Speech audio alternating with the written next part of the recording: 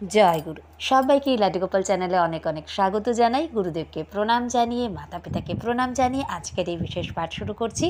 শ্রী শ্রী রাম ঠাকুর লীলাকথা প্লেলিস্টের মধ্যেই আজকের এই পাঠ দেওয়া থাকবে, কেননা ঠাকুরের কথা নিয়েই আজকের এই পাঠ। মূল পাঠে আসার আগে শ্রী শ্রী রাম ঠাকুরের শ্রীচরণ কমলে সশ্রদ্ধ প্রণাম জানিয়ে আজকের মূল পাঠ শুরু করব। আর সবার জন্য রইল চৈত্র নবরাত্রির অনেক অনেক শুভেচ্ছা, অনেক অনেক ভালোবাসা। সবাইকে আমি আমার ভক্তিপূর্ণ প্রণাম জানাই। মূল পাঠে আসছি। শ্রী শ্রী রাম ঠাকুর লীলাকথা পার্ট 64 অবধি আপলোড করা আছে, আর প্লেলিস্ট আলাদা করাই আছে।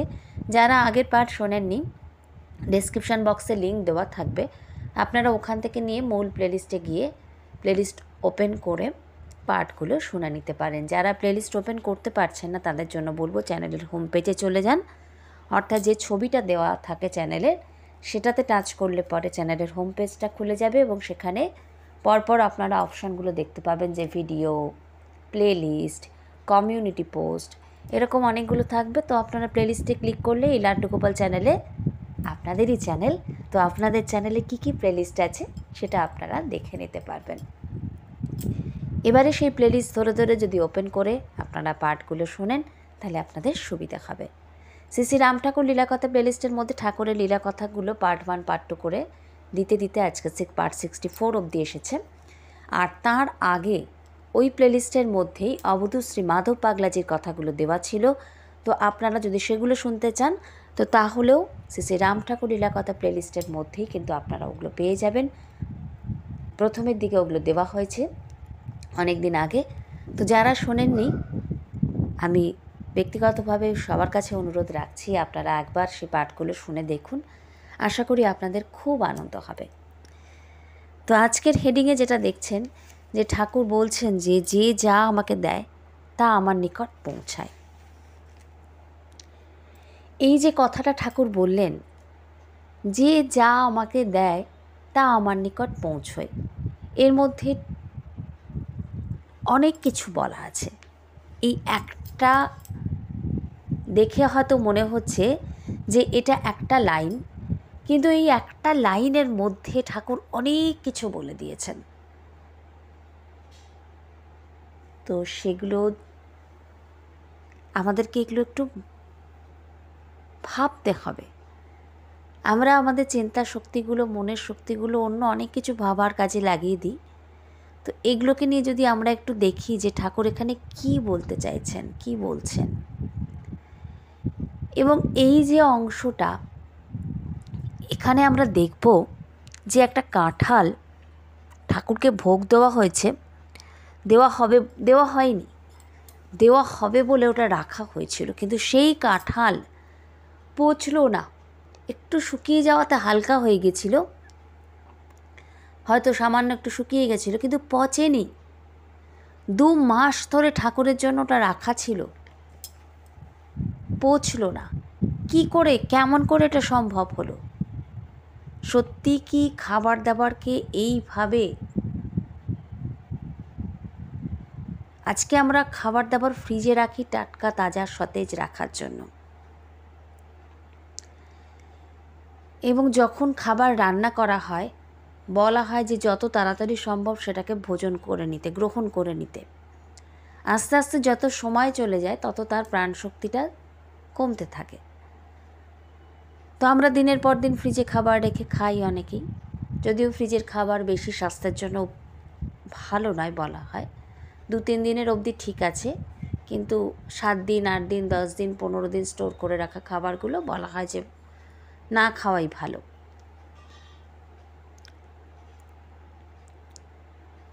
তো আমরা যদি পিরামিড নিয়ে একটু ভাবি তাহলে দেখব যে পিরামিডের নিচে, পিরামিডের মধ্যে কত খাবার দাবার মিশরীয়রা রেখে আসতেন।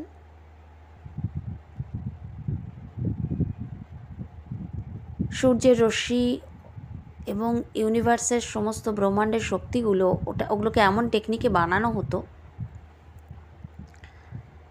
যে ওর মধ্যে দীর্ঘদিন অবধি সব কিছু ওগুলো খুব টাটকা তাজা সতেজ থাকে। এবং পিরামিড নিয়ে অনেক কিছু আমাদের যে গ্রুপ আছে সেখানে দেওয়া হয়, পিরামিডকে কিভাবে আমরা দৈনন্দিন জীবনে ব্যবহার করতে পারি, মানে পিরামিড ওইভাবে ওইটা নয়, নানান রকম পিরামিড হয়, সেগুলো তৈরি করার বিশেষ পদ্ধতি আছে।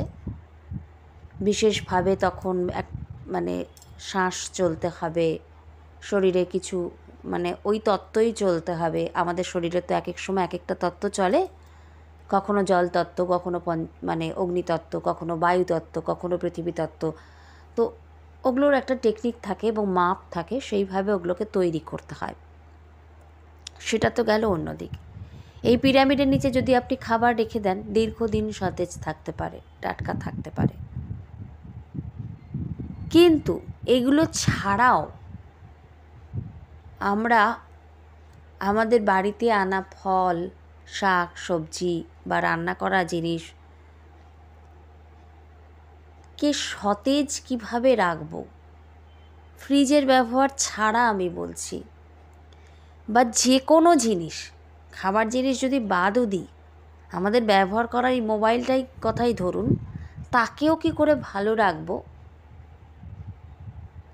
ভালো থাকবে কি করে, বা আমাদের বাড়ির যে সমস্ত গাছপালাগুলো আছে সেটাকেও কি করে আমরা টাটকা তাজা সতেজ রাখবো বা হরা ভরা রাখবো, মানে ভালো ফুল দেবে, ভালো ফল দেবে, বা সুন্দর পাতা থাকবে, তাতে পাতায় ভর্তি থাকবে, কিভাবে সম্ভব?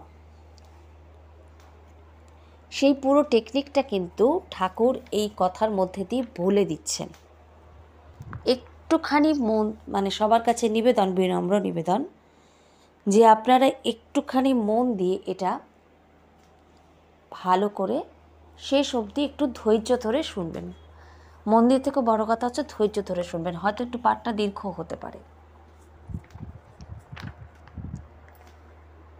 আমরা যদি শ্রী রোহিণী কুমার মজুমদার মহাশয় লেখা পড়ি, দেখব উনি বলছেন যে একসময় আমাদের বাসা ছিল কালীঘাটে হরিশ চ্যাটার্জি স্ট্রিটে। ঠাকুর প্রায়ই এই বাসায় আসিতেন। একদিন বাজার হইতে একটি পাকা কাঁঠাল কিনিয়া আনা হইল। কাঁঠালটি দেখিয়া আমার মায়ের খুব আনন্দ হইল। তিনি বলিলেন, কাঁঠালটি রেখে দাও, ঠাকুর এলে ভোগ দেওয়া হবে।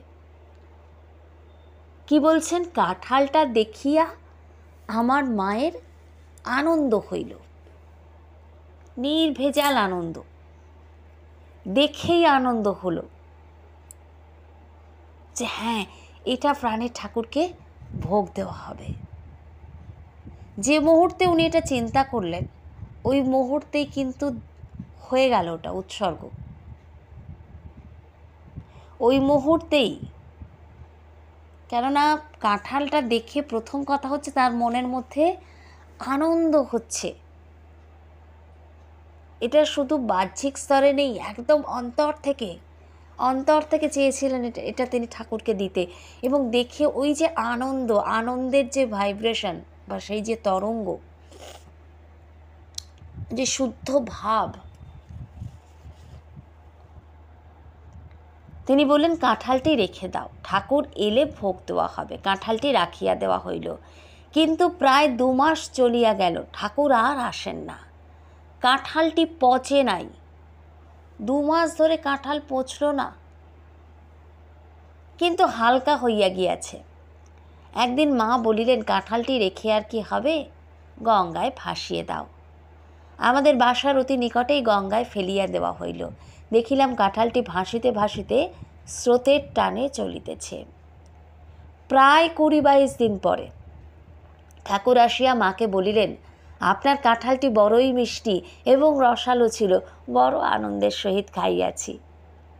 মা বলিলেন, কাঁঠাল তো গঙ্গায় ভাসাইয়া দেওয়া হইয়াছে, আপনি কি করিয়া খাইলেন?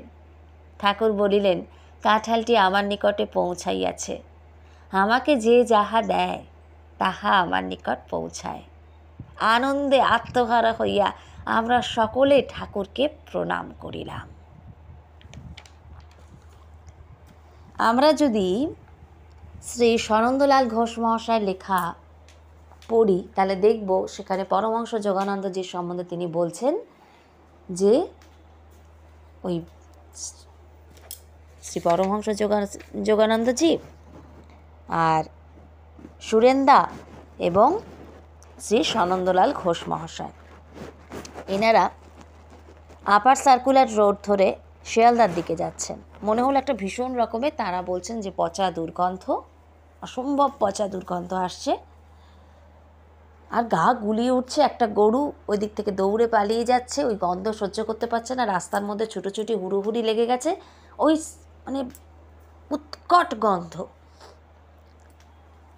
তো এদিকে ওই যে গন্ধ বেরোচ্ছে পচা একটা চাল থেকে, তো আমি এটা শর্টে বলছি খুব ছোট করে, কেননা এর ওপর যে পার্টগুলো দেওয়া আছে পচা খাবারের ওপরে, দুটো দেওয়া আছে, একটা এটা বিষয়ে দেওয়া আছে এবং আর একটা দেওয়া আছে সেটা হচ্ছে আমরা বাবা নিমকরলি বাবার কথা, যে একটা আপেলকে কিভাবে তিনি মানে ভালো করলেন, মানে পচে যাচ্ছিল, যেটাকে নষ্ট হয়ে যাচ্ছিল সেটাকে কি করে সতেজ তরতাজা রইল আর কি, সেই একই টেকনিক। কিন্তু এগুলো সবই কিন্তু বিজ্ঞানসম্মত পদ্ধতি, কোনোটা অলৌকিক কিচ্ছু না। আমরা যেটাকে বুঝতে পারি না সেটাকে আমরা বা আমাদের বোধগম্য হয় না, আমরা ইন্দ্রিয়ের সাহায্য নিয়ে বুঝতে পারি না বা আমাদের বুদ্ধিতে কুলোচ্ছে না সেটাকে আমরা অলৌকিক আখ্যা দিই। কিন্তু আমরা যদি তপভূমি নর্মদা ভালো করে পড়ি, দেখব যে ওখানে পরিষ্কার উল্লেখ করা আছে যে অলৌকিক বলে এগুলো কিছুই না, সবটাই বিজ্ঞানসম্মত। তো ওইখান থেকে ওই এক মুঠো চাল তুলে নিয়ে পরমহংস যোগানন্দজি মুখে দিচ্ছেন, যেটাতে দুর্গন্ধে ছড়িয়ে যাচ্ছে, মানে মানুষের বমি উঠে আসছে গন্ধতেই। সেটা উনি নিয়ে দিব্যি আনন্দে আস্বাদন করতে করতে গ্রহণ করছেন, ভোজন করছেন, ওইখান থেকে রাস্তা থেকে তুলে ওই পচা চাল, যেটার এত তীব্র উৎকট গন্ধ। তার সঙ্গে যারা ছিলেন তারা হাঁটতেই পাচ্ছিলেন না ওই গন্ধতে, কিন্তু উনি অবলীলাক্রমে হেঁটে যাচ্ছেন, মুখে ওই স্মিত হাসি।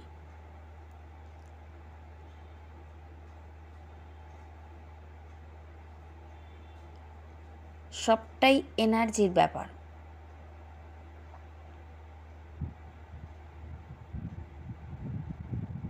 তো এখানে ওই যে কাঁঠালটা দেখে তার খুব আনন্দ হয়েছে এবং তিনি দেখেই ভেবে ফেলেছেন এটা তার প্রাণের ঠাকুরকে ভোগ হিসাবে দেবেন। এবং যে মুহূর্তে ভেবেছেন, যে মুহূর্তে তার মনের মধ্যে এসেছে, সেই মুহূর্তেই ওই এনার্জিটা কিন্তু বা ওই ভাবনার যে তরঙ্গ, সেটা ঠাকুরের কাছে পৌঁছে যায়।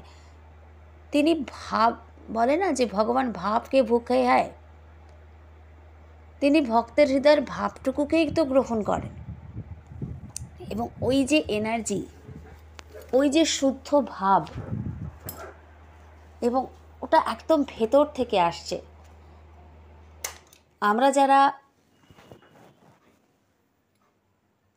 পড়া, পশ্যন্তী, বৈখরী, এই মধ্যমা, বৈখরী, এই ব্যাপারগুলোকে যারা একটু দেখবেন পড়ে বা বোঝার চেষ্টা করবেন, তারা এই ব্যাপারটা ধরতে পারবেন। শুধু এটা বাহ্যিক স্তরেই নেই, যে কোনো জিনিসকে শুদ্ধ ভাবনা চিন্তার দ্বারা টাটকা, তাজা, সতেজ রাখা যায়। এবং এত ওই কাঁঠালটাকে দেখে এত আনন্দ হয়েছে, তার খুব আনন্দ হয়েছে। এই দুটো শব্দ বলছেন, আনন্দই তো মা, মায়েরই রূপ আনন্দটা। এবং আনন্দ যখন আমাদের ভেতর থেকে আসে না, তখন চতুর্দিকে পরিমণ্ডলটা শুদ্ধ হয়ে যায়, কেননা স্বয়ং মায়েরই একটা রূপ। আমরা বলি না, মা নর্মদাকে জয় জগদা আনন্দী জয় আনন্দকন্দী। তো ওই যে শুদ্ধ ভাবনা চিন্তার দ্বারা যদি আমরা রান্না করি, অনেক সময় দেখা যায় কোনো রান্না খুব তাড়াতাড়ি নষ্ট হয়ে গেল, হয়তো টেম্পারেচার বাইরের একই আছে, আরেকটা দিন হয়তো ওরকমই টেম্পারেচার, কিন্তু রান্নাটা দীর্ঘক্ষণ ভালো রইল বা তার স্বাদটা খুব সুন্দর রইল। কোনো রান্না আবার বিস্বাদ হয়ে গেল। তো রান্না করার সময় বা যেখান থেকে জিনিসটা এনেছি, সব জায়গায় হয় না ভাবনা চিন্তার যে অনুপরমাণুগুলো, সেগুলোর উপর এগুলো খুব নির্ভর করে। বা রান্না করার সময় কী কী চিন্তা করা হচ্ছে, বা কারা সেখানে উপস্থিত আছেন, তারা কী কী চিন্তা ভাবনা করছেন, এগুলো খুব সূক্ষ্ম বিষয়। কিন্তু ওই তরঙ্গগুলো ওই খাবারটা অ্যাবজর্ব করে নেয়। হয়তো আলু শুদ্ধ ভাত খেয়েও কোনো দিন মনটা খুব আনন্দে থাকে, কোনো দিন আবার মাংস ভাত খাওয়ার পরেও মনের মধ্যে একটা চিড়চিড়ে ভাব এসে যায়, বিরক্তি এসে যায়, ভালো না লাগা এসে যায়, শরীর খারাপ হয়ে যায়, স্বাদ লাগে না, বিস্বাদ লাগে, মনে হয় দূর ভাল লাগছে না, ফেলে দিই। কোনো কোনো খাবার আমি দেখেছি, আমাদের পরিচিত দু একজন আছেন, তারা একদিন নিয়ে এসেছিলেন মিষ্টি। তো সেই মিষ্টিটা খুব তাড়াতাড়ি নষ্ট হয়ে গেছে, মানে সকালে এনেছে বিকেলের মধ্যেই খারাপ হয়ে গেছে। আপনারা হয়তো বলবেন দোকানে অনেক দিনের পুরনো ছিল। দোকানে অনেক দিনের পুরনো থাকার সম্ভাবনা খুব কম, কেননা ওই মিষ্টিটা যখন এনেছেন তখন মনে হচ্ছে টাটকাই, কিন্তু বাড়িতে আনার পরে দেখলাম খুব তাড়াতাড়ি নষ্ট হয়ে গেল। তারপরেও এরকম অনেক সময় হয়েছে যে ওনার আনা জিনিসটা খাওয়াই হলো না, মানে পরে ফেলে দিতে হয়েছে আর কি। কোনো না কোনো কারণে বাধা এসেছে, খাওয়া হলো না, খুব তাড়াতাড়ি নষ্ট হয়ে গেছে, এরকম হয়েছে অনেক সময়। অনেক সময় দেখা যায় কিন্তু যে কারো কারো আনা জিনিস দীর্ঘদিন অবধি বেশ টাটকা তাজা সতেজ রইল। গত কয়েকটা দিন আগের কথা বলছি, তো একটা ফল আমি বাজার থেকে এনেছিলাম, নতুন ফল বলতে আম আর কি। তো আম তো নতুন জিনিস, ঠাকুরকে না দিয়ে তো একটা হয়, অনেকে আম বারণীর দিন আম দিয়ে তারপরে সেটা নেয়। আবার আমাদের দেখা যায় যে অনেকের বাড়িতে যে মানে নীলের পুজোর পরের দিন মহাদেবের পুজো হয়, কালকরের পুজো বলা হয় ওটা। তো যেদিনকে ছাতু, আখের গুড়, জাবের ছাতু, ছোলার ছাতু, আখের গুড়, কাঁচা আম এসব দিয়ে পুজো দিয়ে তারপর অনেকে আমটাকে গ্রহণ করেন। অনেকে আবার চৈত্র নবরাত্রিতে যে একম বা প্রথমা তিথি, যেটা যেদিনকে গুড়ি পড়বা হিসাবে পালন করা হয়, বা যেটাকে আমাদের সনাতন হিন্দু ধর্মের যেটা নববর্ষ বলে পালন করা হয় যে দিনটাকে, অর্থাৎ চৈত্র নবরাত্রির প্রথম দিনটা, তো সেই দিন অনেকে আম ঠাকুরকে দিয়ে তারপরে গ্রহণ করেন। তো আমি কয়েকটা দিন আগে ভুলবশত মানে আমার খেয়াল ছিল না যে এই বিশেষ দিনগুলোতে দিয়ে তারপর গ্রহণ করতে। আমি ভেবেছিলাম যে আগেই আমটা দিয়ে নেবো, কেন জানি না, দেখে নিতে ইচ্ছে করছিলো। আমটা এত টাটকা ছিল, ভালো ছিল, কাঁচা আমি। তো নিয়ে আসার পরে দেওয়া হয়নি আমটা, কেননা আমি ওই যে আগে নিয়ে এসেছি, মানে আমাদের সবার বাড়িতেই একটা বিশেষ নিয়ম থাকে, তো আমাদের বাড়িতেও আছে যে অমুক দিনে দিয়ে তারপরে আম গ্রহণ করার ব্যাপার। কিন্তু আপনারা বললে বিশ্বাস করবেন না, আমটা শুকিয়ে গেছিলো, কিন্তু আমটা ভালো ছিল, বাইরেই ছিল, ফ্রিজে রাখা হয়নি, কিন্তু শুকনো হয়ে গেছে, শুকিয়েছে, কিন্তু আমটা ভালো ছিল। এখানে আরও অনেকগুলো ব্যাপার কাজ করে।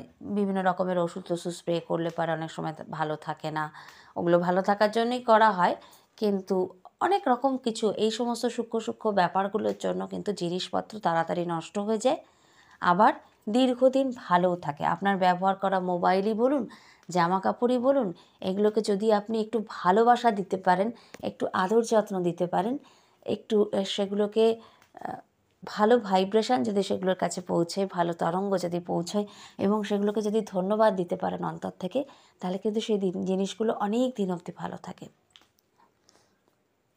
বাড়িতে যে গাছপালাগুলো আছে, দেখা গেছে যে দুটো গাছ নিয়ে পরীক্ষা করা হয়েছিল। একটা গাছকে ভালো অনুভূতি, ভালো ভাইব্রেশন দেওয়া হয়েছিল যে না, তুমি খুব ভালো ফুল দিচ্ছ, তোমাকে অনেক অনেক ধন্যবাদ। কেননা আমরা শ্রী শ্রী ঠাকুরের কথাতে দেখছি যে ঠাকুরই বলছেন, গাছের কাছ থেকে যখন আমরা ফুল নিই, পাতা নিই, তুলসী পাতা ইত্যাদি হোক, বেলপাতা হোক, গাছের থেকে অনুমতি নিতে হয়, কেননা তাদের মধ্যেও তো প্রাণশক্তি রয়েছে, তাদের মধ্যেও তো স্বয়ং ঈশ্বর রয়েছেন, তো তার কাছ থেকে অনুমতি নিয়ে তবে নেওয়া উচিত।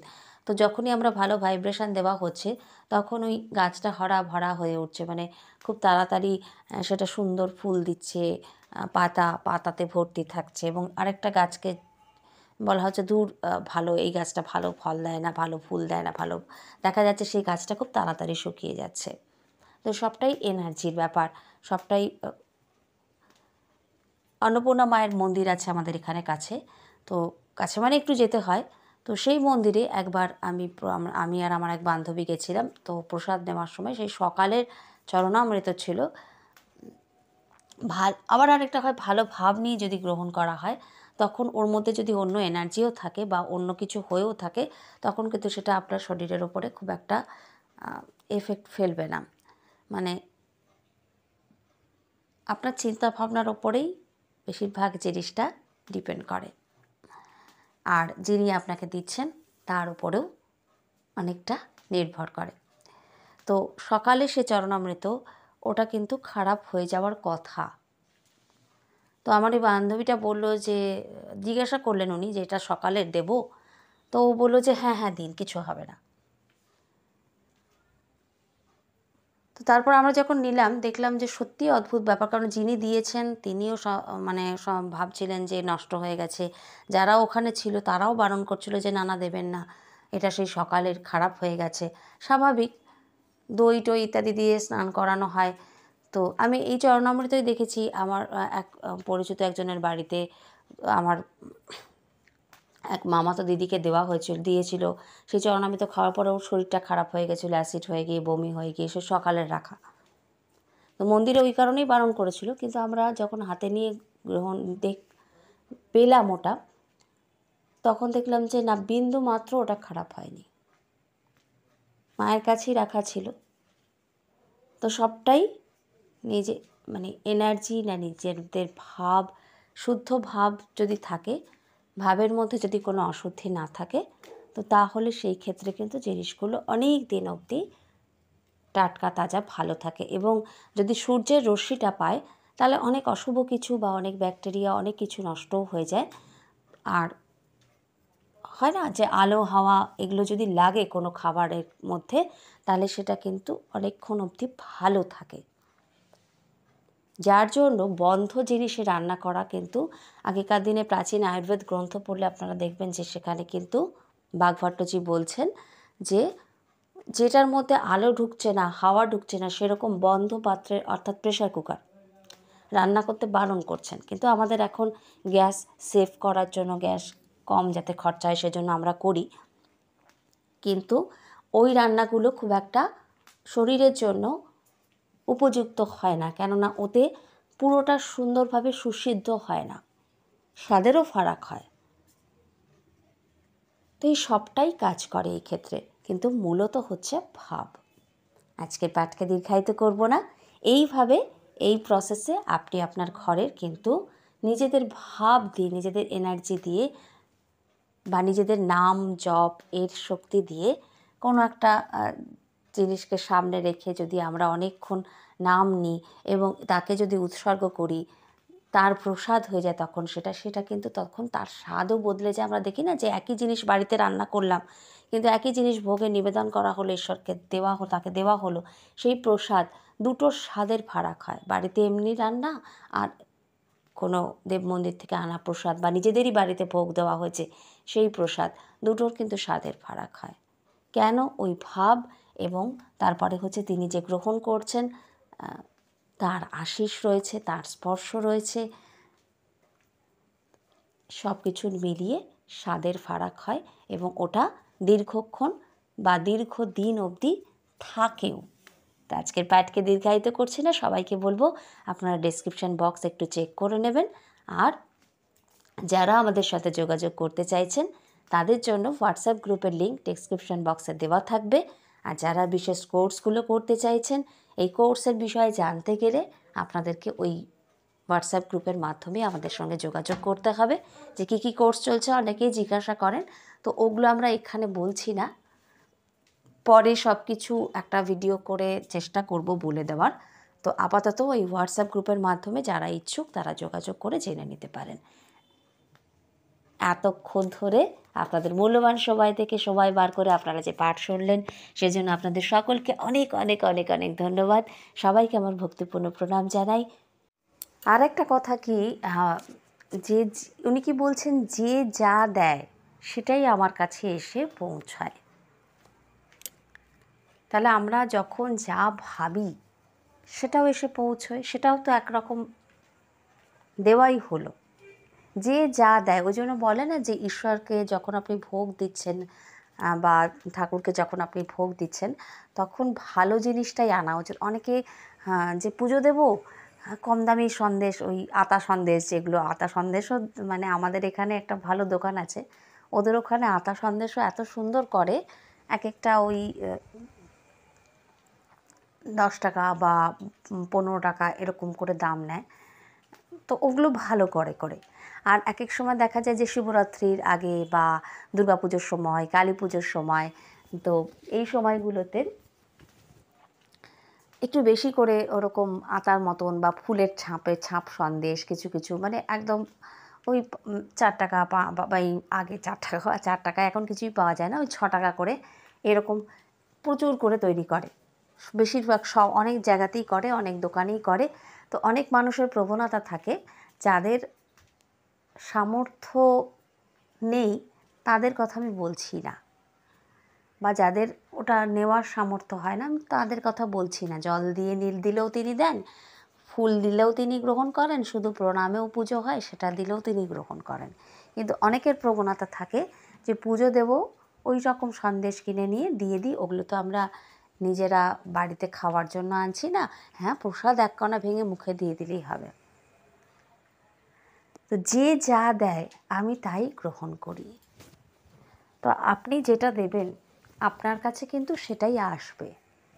ওই জন্য বলা হয় যে কোনো কিছু ভোগে দিলে সেটা ভালো করে দেখে নিতে, নিখুঁত জিনিস নিতে, পচা জিনিস না দিতে। অনেকের প্রবণতা থাকে একটা ফল একটু শুকনো শুকনো হলো, একটু কমে পেলো তো নিয়ে সেটা ঈশ্বরকে ভোগে দিল। কিন্তু বারণ করা হয়, শ্রী গুরুদেব বারণ করতেন যে ওরকম করবে না। একটাই দাও, একটা নিলেও ভালো দেখে ফ্রেশ দেখে নাও। যদি তোমার নেওয়ার মতন থাকে তোমার কাছে তাহলে তাই নাও, আর না হলে নিও না। যেটা দিচ্ছেন আপনি পচা বা শুকনো জিনিস দিচ্ছেন, তো আপনি কিন্তু যা দেবেন সেটাই আপনার কাছে কিন্তু আসে। এমন না যে তিনি আপনার ওই দেওয়ার জন্য অপেক্ষা করে থাকেন, বিষয়টা তা নয়। কিন্তু আপনি যেটা দিচ্ছেন, শুকনো জিনিস দিচ্ছেন, আর আপনি আপনার সংসারে হরা ভরা চাইছেন সব কিছু ভর্তি পরিপূর্ণ থাকবে, সেটা কিন্তু হয় না। যে যা দেয় আমি তাই গ্রহণ করি, সেটাই তার কাছে এসে পৌঁছয়। তাকে আপনি অন্তর থেকে প্রণাম জানান, সেটাই আপনার তার কাছে গিয়ে পৌঁছবে। তিনি সবসময় কৃপা করার জন্যেই রয়েছেন, কিন্তু কৃপা তো এমনি আসে না, কৃপা তো করে পাওয়া। কি করছি আমরা তার উপর তো নির্ভর করছে। তো পাঠকে একটু বিশ্রাম দিও, এই কথাটা মনে হলো। এমনকি অনেক সময় বলা হয় যে একদম বেছে ভালো জিনিসটা নিতে, বরঞ্চ নিজেদের খাওয়ার বাড়িতে আমাদের গ্রহণের ক্ষেত্রেও কিন্তু শ্রী গুরুদেব এটা বলতেন যে অনেক সময় আমরা করি যে, অনেকে করেন, সবাই করেন আমি বলছি না, যে কেউ কেউ করেন যে একটা শশা ধরুন কিছুটা অংশ একটু পচে গেল, বাকিটা ওই পচাটাকে বাদ দিয়ে বাকি অংশটা তারা খেয়ে নিচ্ছেন। কিন্তু শ্রী গুরুদেব এটাও বারণ করতেন, কেননা জঠরাগ্নিতে আহুতি দেওয়া, তো সেখানে ঈশ্বরকেই তো দেওয়া হচ্ছে, সেখানে আপনি যেটাই আপনি নিজেও যেটা গ্রহণ করছেন, তো সেখানেও তো ভেতরে যিনি আছেন তাকেই তো আপনি অর্পণ করছেন। খাবার গ্রহণের আগে যে মন্ত্রগুলো বা এই বিষয় নিয়ে যে ভিডিওটা আছে সেটা আমি লিঙ্ক দিয়ে দেবো, সেখানে সেই মন্ত্র দেওয়া আছে, সেটা যদি ভালো করে পড়েন তাহলে দেখতে পাবেন সেখানে কিন্তু নিজের জঠরাগ্নিতে ওটা আহুতি দেওয়া হচ্ছে। তো সেই ক্ষেত্রে তো আহুতি কি আপনি পচা জিনিস দিয়ে দেবেন? অনেকের প্রবণতা থাকে, একটা আলু হয়তো একটুখানি নষ্ট হয়ে গেছে, তো নষ্ট হয়ে যেতে শুরু করেছে মানে ওটার প্রাণ শক্তিটা শেষ, সেটাকে আপনি ভেতরে বা কোথাও না কোথাও আপনার শরীরের ওপরে ওটা প্রভাব পড়ে, মনের ওপরেও পড়ে, কেননা ওটার জীবনী শক্তিটা শেষ হওয়ার দিকে যাচ্ছে বলেই ওটাতে কিন্তু, বা অনেক কারণে হতে পারে যে ওটাতে পচন ধরেছে।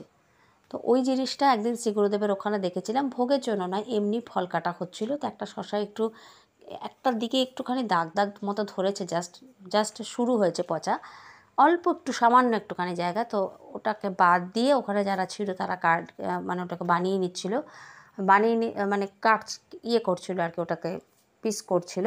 তো তখন উনি দেখতে পেয়ে খুব রাগারাগি করছিলেন, তো বলছিলেন যে না, এটাকে পুরোটাই ফেলে দেবে, এখান থেকে একটুও রাখবে না, নেবে না, এটাতে পচন ধরা শুরু হয়ে গেছে, এটাকে আর নেবে না। তো এই অংশটুকু মনে হলো যে আজকের এই অংশের সাথে খুব প্রাসঙ্গিক, সেজন্য পাঠকে বিশ্রাম দিয়েও এই অংশটা পরে সংযোজন করে দিয়েছি। তো আজকের পাঠকে এখানেই বিশ্রাম দিলাম। জয় গুরু, জয় গুরু, জয় গুরু।